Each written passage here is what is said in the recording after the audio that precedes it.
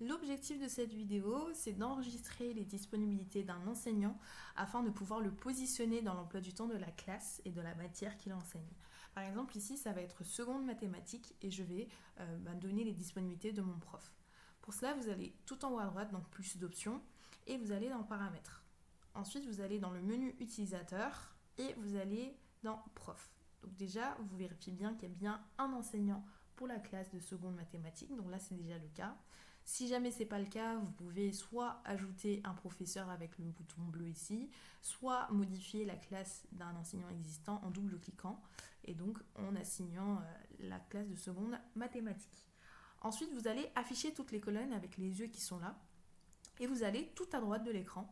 Vous avez une colonne qui s'appelle disponibilité. Donc vous double-cliquez sur la cellule du prof qui vous intéresse et vous allez donner les disponibilités de cet enseignant. Supposons qu'il est disponible que les lundis et mardis, et ça sera tout. Et ensuite, vous cliquez sur Assigner, et en fait, ça va mettre à jour la colonne en mettant des données qui ne sont pas très compréhensibles, mais en fait, au double clic, ça fait comprendre qu'il est disponible que le lundi et le mardi.